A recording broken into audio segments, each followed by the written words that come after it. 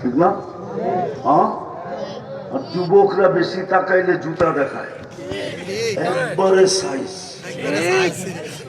আল্লাহ তো ঘোষণা দিতেছে জান্নাতে যেটা চোখে লাগবে ওইটাই তোমার। যেটা চোখে লাগবে ওইটাই তোমার।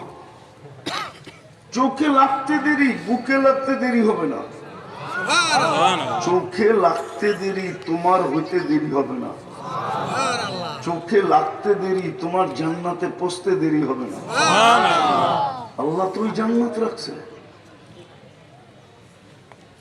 মা তাস্তাহি আনফুসুকুম, মনে যা চাবে তা মিলবে। আজকে তো কত কিছু মনে চায়, কখনো পাত্তি নাই তো মিলে না, কখনো পাত্তি আছে তো কি জিনিস মিলে না। ঠিক না? কখনো বয়সের কারণে কি বয়সের কারণে মিললেও কি বয়সের কারণে মিললেও বয়সের কারণে মিললেও নেয় না। ঠিক না? কি মানুষ ঠিক বলবে, খারাপ বলবে। ঠিক না? বলবো 80 বছর আর 16 বছর। কোথায় সাত কোথায় নিচে। ঠিক না? এত বড় সিঁড়ি তুই কই পাবি। ঠিক না? মনে হয় বোঝেন নাই। ঠিক না?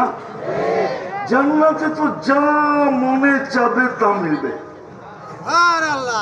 আমি গুছায় নিয়ে আসতেছি, আমি শেষ জায়গায় চলে আসছি। আমি কথা শুরু জায়গায় আবারও যাব।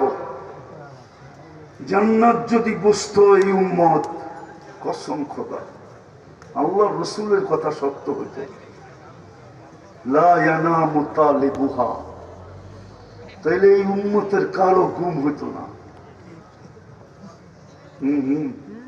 দ্বিতীয় আরেকটা বলছেন উতলুবিল জান্নাতা জাহাদাকুম, তাইলে জান্নাত পাওয়ার জন্য যুবক যৌবন বিলায়া দিত, নারী নারীত্ব বিলায়া দিত, পুরুষ পুরুষত্ব বিলায়া দিত, টাকাওয়ালা টাকা বিলায়া দিত, যোগ্যতাওয়ালা যোগ্যতা বিলায়া দিত।